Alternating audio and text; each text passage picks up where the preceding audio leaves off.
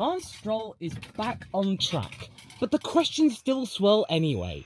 Medical advice urges a lot of caution here, so why the rush? Because I really don't think there is a consensus here, and make sure to get comfortable seeing this body knocking around. Even though it means that Aston Martin will be fielding 2 cars for the Canadian Grand Prix, one of Aston Martin's biggest events in terms of public and commercial engagement, Lance Stroll's return to the spotlight didn't exactly portray itself as a man who looked motivated to be back just in time for his home race. A home race which, admittedly, he has actually been pretty good at, in that he has actually gotten points more often than not, and last year was one of his best races around the Circuit de Gilles Villeneuve ever with a P7, which around the Imola Grand Prix last year turned out to be an absolute joke. However, that doesn't seem to be the major talking point around all of this. And whilst just keeping an eye on our beloved dog Arthur, who's just had surgery recently, I was looking through the press conference which Lance Stroll partook in alongside Franco Colapinto and Lewis Hamilton. And I then found out the GermanMotorsport.com's summary of that event, Lance's appearance, and the headline they decided to go with was "Chewing Gum and Fluff." Wow, okay, that's not exactly a glowing endorsement of the Canadian now, is it? A reference to his disengaged attitude and just general listlessness and just going, yeah, oh yeah. It really doesn't help, especially since Colapinto and Hamilton, they're a lot more engaged and they've got a lot more to talk about. It's clear, though, that the whirlwind talk around him is something that he and the team wish to stop immediately. So Lance, he was attempting to come across as an athlete who felt physically better after a necessary intervention, yet is still guarding both the joint itself and the story around it. Something which David Croft picked up on with his question during their engagement. Him pointing out, Crofty, that Lance had been keeping his right wrist in his pocket throughout the entire press conference, and he was just merely asking, well, what's up with that? And what was up with that, perhaps, is that maybe subtly he was shielding the relevant injury, so that means people wouldn't keep looking at it and just gulping and going like, "Injured hand!" But then again, hiding it from view and then Crofty pointing it out made people suddenly go, "Injured hand!" Alternatively, maybe David sort of said, "Come on, Lance, it's wrists out and away we go." But it just seems like there are so many things all over the place, because Lance apparently claimed that he'd been feeling wrist pain or irritation for months, yet the team only recognised its severity after Barcelona qualifying. The timelines just don't match, and neither do the narratives. They hint that he just doesn't want the spotlight on his health, but unfortunately, it still will be there and will only continue to grow. Especially if he winds up not scoring, which he has only failed to do so once before, and that was back in 2018. The mystery behind it is really clouding things. It's nothing like what we saw when he did sustain that bike injury in 2023, when Lance was more than happy to show to the world the extent of his injuries and the rapid recovery which resulted in a P6 around Bahrain. This time around, it's a lot more guarded, and there is a lot more speculation around it, which the team will sadly not be able to get rid of, because it's Lance Stroll. He's trying to project confidence, Lance, but sorry, it's just not working. And all it's doing right now is just showing that there is a complete and utter disconnect between the driver and the team. And sure, it's perfectly laudable, on the surface at the very least, that Stroll wants to go into the Grand Prix, his home Grand Prix, and at least give it a try, because otherwise it would be theoretically, and as we've seen historically, statistically accurate, it would be leaving points on the table. But I think realistically, if Lance wanted to kill more speculation regarding the story around him, that he probably should have just simply strapped up the wrist and be done with it, or at least just kept his hand out of his pocket. As a result, though, what he did, it just did the complete opposite. It completely undermined his casual attitude, saying everything was fine. It was a tell, him putting his hand in his pocket, that, yeah, it's still tender there, that he's still recovering, and that realistically he should not be racing, because one thing I realised is that the doctor that did these operations, the 2 of them, was the same guy that did Daniel Ricciardo's wrist injury, and look what Daniel did. He did the proper recovery time and he came back ready to go. No one was talking about his wrist when he did return. And if Lance needed a pocket to comfort himself during a particularly awkward conference session, then what kind of comfort is he going to need whilst going around the track around 70-ish so times and, you know, with a lot of pressure on his shoulders, because these upgrades are working, and as we've seen with the results, Fernando's being able to get a lot more out of this car than Lance has been able to. Maybe this might have been a source of the frustration, perhaps, who knows. And let's not forget that final chicane, right? That heavy braking and then doing that little flick of the wheel. So that means you can get the chicane down pat, down the start finish straight. Because if you get that wrong, it's, oh, hello, Wall of Champions. And what makes it additionally strange is that throughout the entire process, that Lance and the team have said, oh, this process, this procedure, oh, straightforward, routine, no worries here, we're all good to go, we're absolutely happy, absolutely jumping for joy. Well, if that was the case, then why did they schedule that private test around Paul Ricard then, if it was something not to worry about, that a simple medical checkup with a meeting, that would have been sufficient? That test wasn't standard, it wasn't routine, that was most likely insurance. Probably almost some sort of exercise to make sure that Lance is definitely ready to go if he had injured himself, and to make sure that all the procedures could have been met satisfactorily, and that there wouldn't be any sort of gaffes to be had with the FIA proper scrutineers when they actually come around to do their proper safety tests to ascertain whether Lance is safe or not to race. It does suggest the team needed a little bit more reassurance that everything was fine. And okay, throughout that press conference, Lance did own up a little bit as to the sources of the rumours regarding frustration, saying, yeah, the frustration was something that was inhibiting his driving. So there is some sort of accountability there, but it was a very fleeting answer to one of the questions, and it does sound a little bit cookie cutter if I'm honest.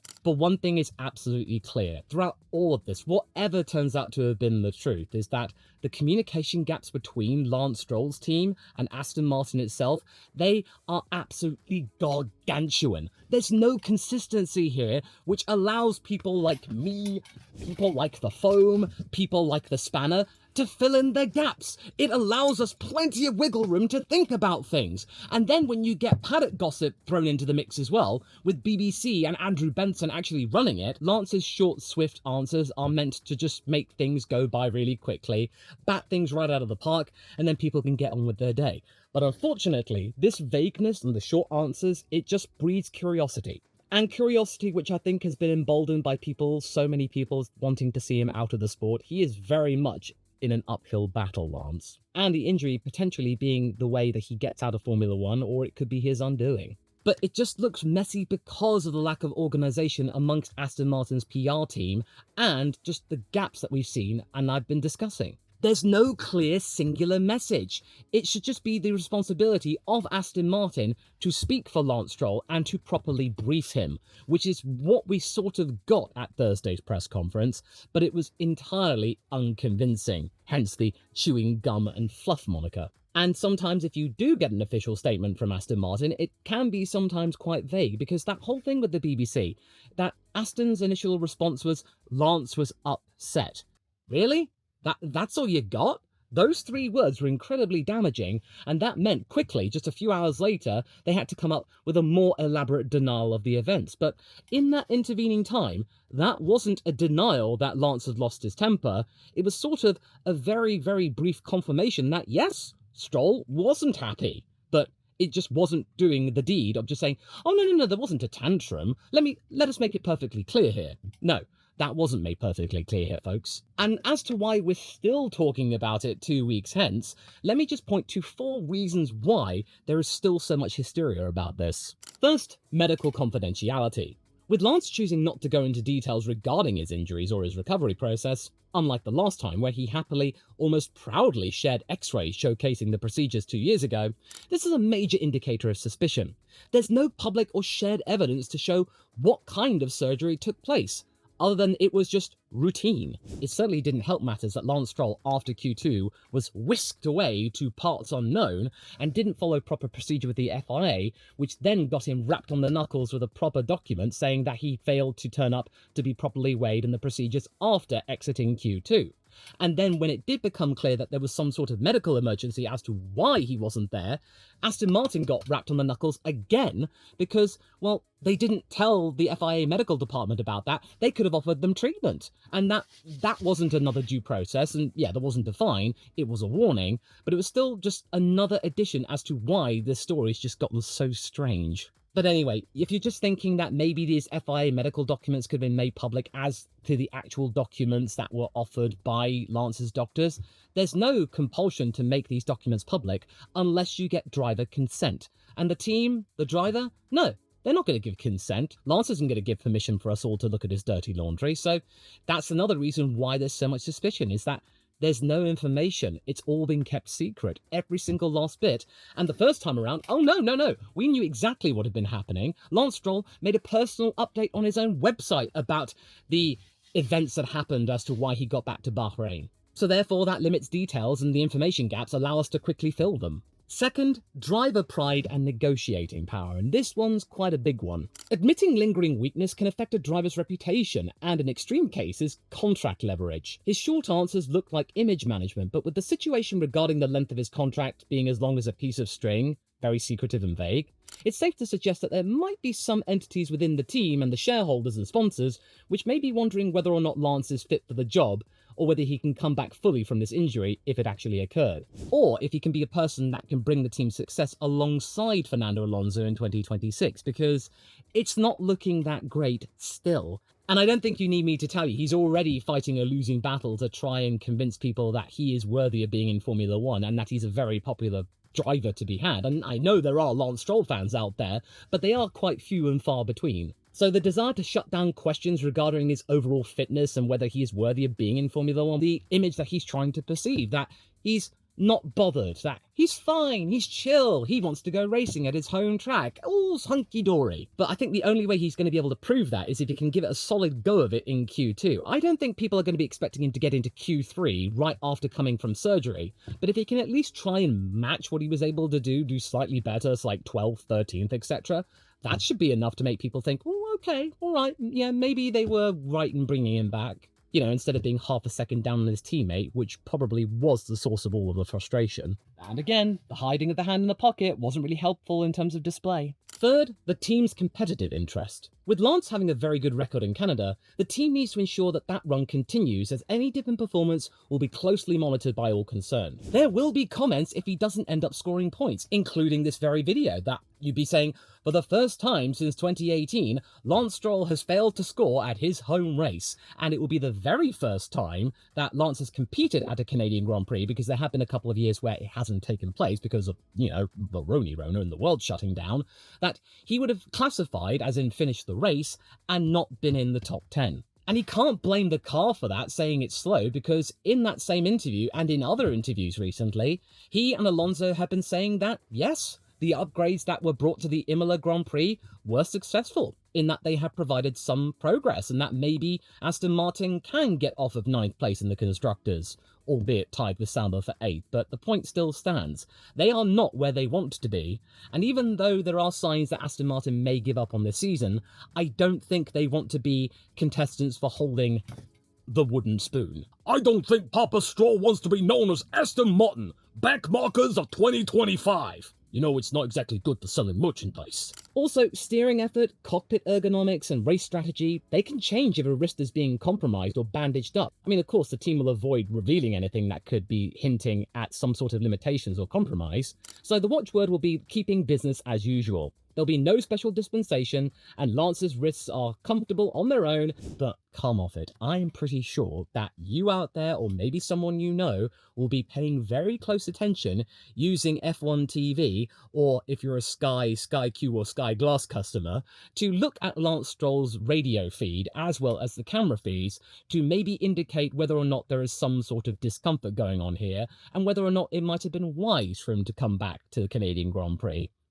I think personally it might have been an absolute necessity, because he is pretty good here, and if Felipe Drugovich came along, or whoever came along, then, you know, they could easily show him up. But yeah, this is not the end of the matter, folks. And fourth, the rapid sequence of events itself. In just another 12 days, we've had the Barcelona withdrawal, the surgery 2 days later, and then a private test the following week. This has left very little time for a coherent media plan, or even a proper recovery plan. Because if you think about it, in just those 12 days, Lance has probably had very little time in which to just lie down, have a rest, don't do anything with those wrists in questions, as in properly chillax. Because it would have been chock full of medical checkups, progress checkers, travel to and from places, a very extensive test where there are no mandates or curfews. You can basically go for as long as you want to get all the information you need. It's not like they could have just shipped him off to Canada and then just him do some light training and then go rest up in some kind of expensive hotel, just away from the media and then just properly rest and relax. The ideal painting that Aston Martin wants to paint is of a driver who pushed through recurring pain until it peaked, then underwent some corrective surgery that the team hopes will stick. The fragments of information just look mismatched because they were released at different times, shaped by medical privacy, other people, and not because the parties are hiding a broader secret or anything. Right? Well, there's no foregone conclusion here. This is not the end of the story. This is going to be rumbling on for many months to come, my friend, and do pay attention to where things could go next. An in-depth look at Stroll's lap times across his full fuel stint in both the Canadian and Austrian Grand Prix could reveal how consistent he is under race conditions and whether there's any lingering physical discomfort. In particular, noticeable time losses or variability in Sector 3, where there is very, very, very heavy braking required. That could maybe hint at physical strain impacting performance. Additionally, if we get another one of those Aston Martin private tests being scheduled around the British Grand Prix, if that does happen, then it may indicate that the team isn't entirely convinced that the recovery process is actually stuck, and that maybe they do need to reassess whether or not Lance is fit to continue. Especially if they take a look at the next couple of races and see whether or not there are some sufferings going on in terms of endurance throughout an entire race event. Lastly, pay attention to see if there are any communiques going on between Aston Martin and the FIA Medical Commission, or if Lance takes a visit to the medical facility in any shape or form. This would be a very clear indicator, if the FIA is actually looking at all of the channels in question, that there may be some concerns that they will have regarding the Canadian safety, because yes, they'll be very concerned about its own personal protection and safety, but also the safety of others. And of course, get more foam out. And the clearest red flag throughout all of this is because Aston Martin has said very little, trying to look chilled out, relaxed, flippant, nonchalant. No, all they've essentially said regarding Lance Stroll returning to Canada is that he's good to go, without having any medical detail going back of it, especially when these documented notes are coming from a very storied MotoGP doctor, and also the same guy who treated Ricciardo's injuries. And going back to that doctor, a very legendary, very expensive, and very noteworthy doctor, this wasn't a routine thing. It could easily have required a much less storied doctor. And also, in terms of the pain timeline, Aston claimed that it had been hurting for 6 weeks, yet Stroll had actually been saying that it might have been bugging him for months, and then spiked during the last triple header. So either someone is rewriting history, or the driver and the comms department aren't comparing notes. To be fair, it would make sense that Lance does his own thing without telling HR sometimes. In any case, just 8 days after surgery, essentially, we then get that hush-hush test around the Paul Ricard circuit in an AMR 23. Apparently, that was meant to be a fitness check and to allow engineers a little bit of understanding to see what Lance Stroll is like under load, but at the same time, it could easily provide the engineers some clues to maybe give them some more results in 2025, because they're running the AMR 23. And we all remember the AMR 23 being a really, really good car at first launch before the upgrades sent it down a really awkward path. There could have also been some additional benefits for this in-season private test, because let's not forget, the same thing was afforded to Max Verstappen with the RB18 last year around the Emilia-Romagna circuit to try and ascertain why there was such a major issue regarding balance and curb issues with the RB20. That is something Verstappen and Red Bull did, and I think this is something that Stroll and Aston Martin are doing, to ascertain why there are some issues going on with Stroll's adaptation to the brand new upgrades, and whether or not there could be some clues to try and make his life a little bit better, and to, well, you know, try and give him a better chance at scoring points, because that's a thing as well. His expectations are not about podiums anymore, Lance. It's about getting some points. So he has lowered his expectations, and then for hopefully lowering the expectations of everyone else. But I don't think that's going to work, matey. Also, reporters asking why the team won't share basic medical facts are told it's paddock gossip, even as the race notes the intrigue comes from the vacuum of information. Meanwhile, TalkSports and the BBC's account of Stroll smashing kit in the garage moments before the injury remains officially denied, but never truly debunked, so the question lingers whether the operation fixed old hardware or fresh self-inflicted damage. The body language also is just odd. Stroll looked coached rather than casual in that press conference. This is his home race. He should be over the moon to be around familiar territory and at a track which has been kind to him, but it very much looked like somebody who have been told not to spill any sort of beans related to surgery and remain extremely guarded and secretive. So yeah, in short, don't be surprised if we barely see Lance Stroll at all throughout the weekend. It's just rather imperative for him just to get this race weekend out of the way, have 2 further weeks off to get some more meaningful recovery. So maybe by the time you get to the Austrian Grand Prix, this becomes old news, his wounds will have healed a little bit more, and then maybe it might go a little bit quiet. He can just try and get on with it and try and understand more about the car. And also, it's just really weird that they suddenly went from, oh god, Lance is injured, to just over a week later, oh, let's just stick him in the car for hours and hours and hours, maybe 100 laps or so, you know, yeah? Surely you wouldn't want to rush things. I'd have expected it after a month or so, and even then, just being a light smattering, like 20 or 30 laps or so, like a race stint. The fact is, though, we don't know much about what happened there, only that it happened. So why sanction a long run? Either this shows that the team were out of the loop, or they're hiding something. But alternatively, you could maybe just point out, and some people have in the comments, that the fact that Lance is hiding his wrist or something to just avoid noticing that there might not have been an injury to begin with. Now, okay, I'll get the spanner out for this one, because if he had been injured, then that is unfortunate, and we really shouldn't be speculating about this sort of thing, but it's Lance Stroll. He doesn't help himself sometimes. Let's be clear, the Imola upgrade has not resulted in any points for Lance thus far, nor did he look close to them except with the medium tyre gamble around the Emilia-Romagna track, which also benefited Fernando. In this most recent triple header, the Spaniard has looked the more potent and the more likely one to score, only for strategy or mechanical failure to get in the way to limit points actually awarded. Alonso has adapted to these upgrades rather well, whereas Lance hasn't. Well, I mean, at least not yet. You've got to look at the results. 2 P15s, qualifying 14th in Spain. You could therefore maybe understand that this is meant to be the big upgrade to get them back in track and back amongst the midfield, and maybe try and get P5 again for a 3rd year in a row.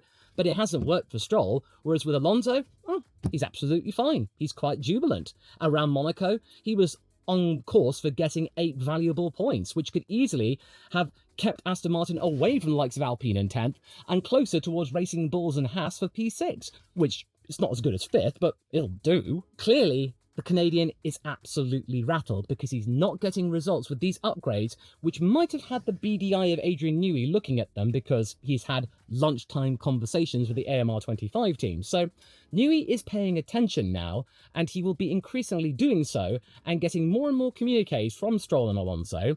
So naturally, both drivers are going to want to make a good impression. And so far, Stroll isn't doing that. And I think Newey will be taking a very close consideration, and considering the sway that Adrian has throughout that entire organisation, it's probably best for Lance to have positive things coming out of Adrian's mouth rather than negative things about whether or not he can actually get the most out of any car that he designs. Right now, he's not looking likely to score, let alone try and go for victory. Also, with Papa Stroll still present, parking his son for multiple races and putting in reserve driver Felipe Drugovich would be awkward. But then maybe suggesting Lance isn't settled in with the upgrades could make the situation worse, so perhaps maybe just a vague recovery story and a single low-key test session keeps the money moving and the questions at bay. It's all part of the process. But the process still hides details, and one that brushes off every follow-up as gossip, it just makes this whole situation less look like some sort of light injury flare-up and more like damage control. It could be just simply an indicator that Lance isn't bedding in with an Aston Martin which is rapidly evolving into a gargantuan operation, unlike what it was back when they became Racing Point in 2018, when it was very much an underdog dark horse operation, very small, very minnow-like, but incredibly agile, and 100% a family-run operation. There are so many names in the game here, not just Lawrence Stroll and Lance Stroll. There are other people there who also have billions and billions of dollars and a lot of influence. And a team that's going to be gearing up for even more change next year. So, yes, Aston Martin right now, you could describe them as like, the tighter the smiles, the louder the silence, and the more telling it's going to be. What's also gotten louder is the kerfuffle around Ferrari. Even though there are also calls for silence regarding the chatter around the Scuderia, the very real part of it is that both drivers want different things from the team. One wants this, the other wants that. Find out why I think Ferrari doesn't know whether it's coming or going? Watch this video next, straight after this one.